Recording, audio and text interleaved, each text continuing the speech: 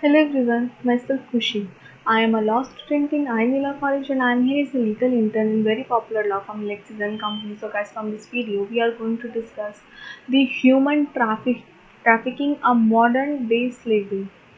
Trafficking of human has emerged as a very big major problem in the recent era, and it's so whispered that they are is hardly in any country in the world. Means they spread in all over the world, all countries. That it is not affected by this main. The human trafficking consists of all transporting, recruiting, transferring, laboring, bounded labor, receiving of any person using means like a force, threat, or coercion. The ultimate purpose of this act and means it is used to this individual for the purpose of the exploitation. This person takes various extremely degrading forms like a prosecution, organ trade, sexual exploitation, labor force, slavery, servitude, and so many other. Means they have only ultimate aim to exploit a person. And so the problem exists in all parts of the world. Some of the most affected area uh, time is, we can say, the Africa, Central Asia, South Asia. This area are very affected from the human trafficking.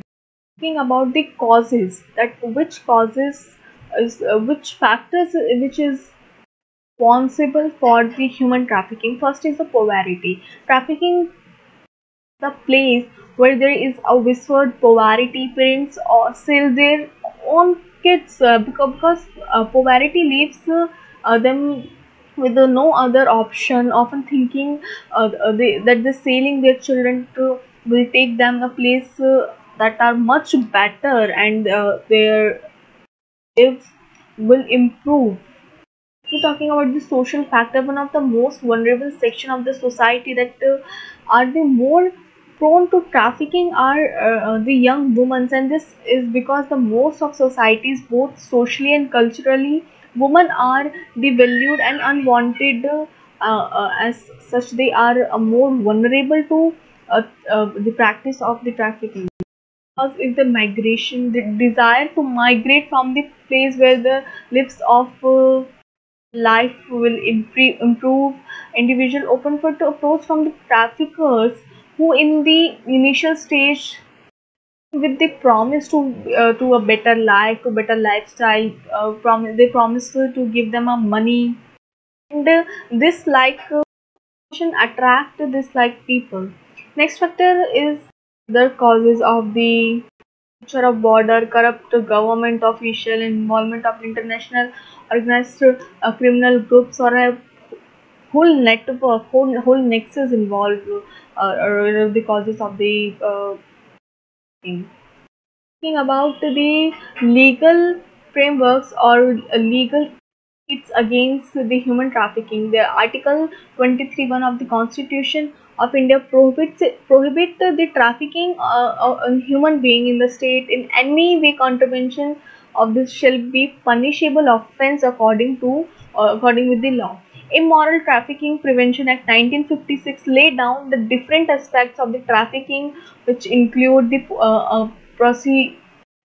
prostitution and a child trafficking as offence, and the punishment in this respect has also been prescribed in Act 370 of Indian Penal Code. Mentioned that however the purpose of the exploitation, transport, was they transfer and receive a person or person by using force or threat is considered to have committed the offence of the trafficking. Moreover, the commits the offence of trafficking shall be punished with the imprisonment for a term which not shall be less than 7 years, and it in the subsequent it will extend to the 10 years. However, we here that this provision have not been much very helpful, because the trafficking occurs with the consent of the vulnerable victim, and this this is not reported. In this aspect, the non-government organization have been only ones who have been allowed to attempt the trafficking, and have at the various instance with the help to law enforcement agency prevented trafficking and attempts there. Some laws which is existing in our country against the human trafficking. The human trafficking is a very huge problem, and there is need to not to just prevent such crime, but also ensure that a relief and rehabilitation processes take place in a very smooth manner. Policies further need to be improved. Appropriate action should be taken by the various agencies and stakeholders and government against the human trafficking. Because of the human trafficking, so many crimes will emerge. Trafficking is the biggest enemy of the human rights.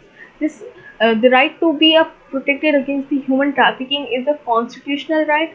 This right need to be to provide a dignified life to every child, every man, every woman in the country, because they are the constitutionally wrong, and we need to take very steps against the human trafficking in our country. So this is all about the human trafficking. If you have any question regarding this question, then you have to ask me in a comment box. I will give my best to answer it. A very thank you to all to watching this video.